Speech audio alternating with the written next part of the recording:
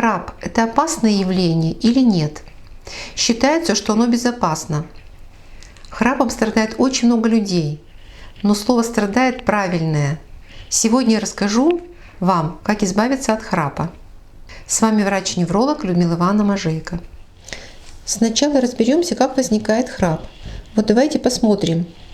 Воздух во время вдоха через нос или через рот проходит через дыхательные пути и поступает в горло. И прохождение воздуха свободно.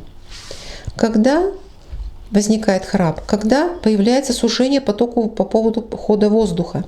В данном случае язык запал, прижался к задней стенке глотки, и небо тоже опустилось и тоже пережимает дыхательные пути.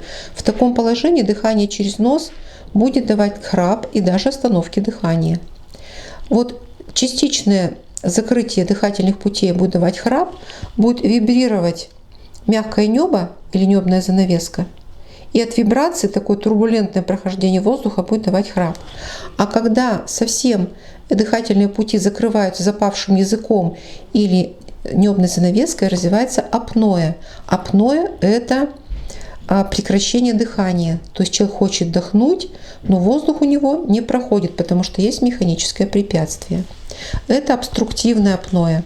Причинами храпа является чаще всего заболевание лор-органов. Это отек глотки, воспалительные процессы, травмы носа и глотки, деформация носовой перегородки, полипы в носу. Но не только. То, что я вам показала, вибрация мягкого неба, связано с тем, что небо ослабляется, когда человек очень уставший начинает спит. Или человек, например, выпил алкоголь накануне, пьяный, у него тоже будет храп. Потому что храп возникает чаще всего на спине. Но есть и другая причина храпа и апноэ, которая связана с центральной нервной системой.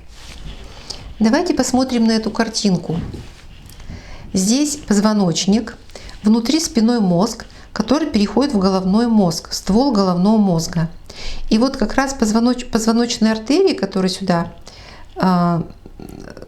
поступают, они кровоснабжают место, откуда происходит иннервация мягкого неба и глотки. То есть вот это центры, регулирующие силу и функцию небной занавески и мышц глотки.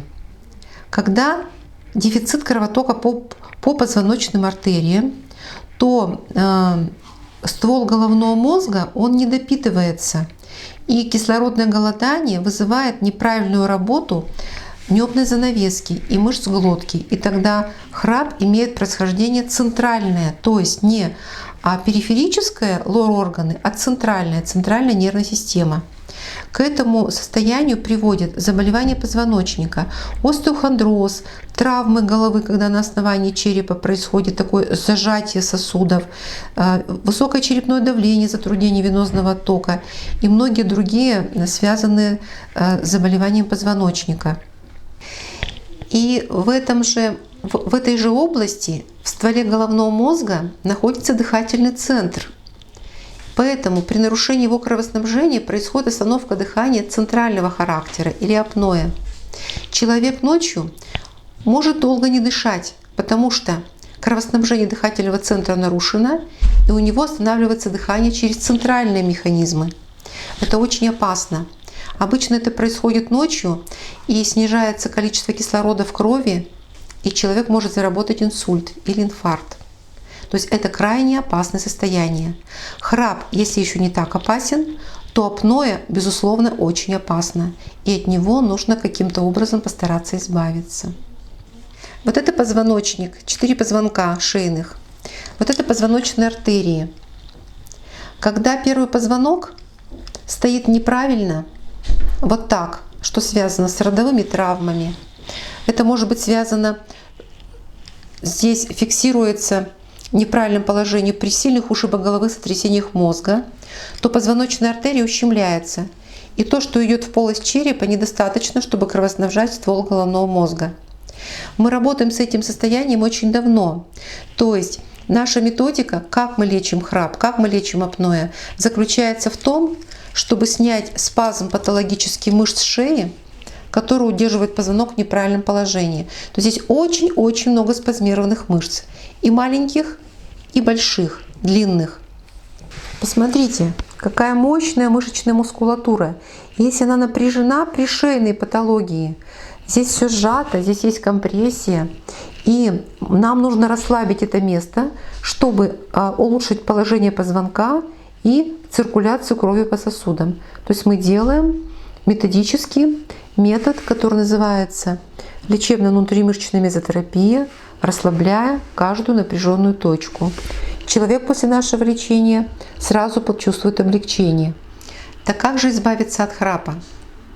Нужно устранить напряжение в краниевертебральной области, в шее.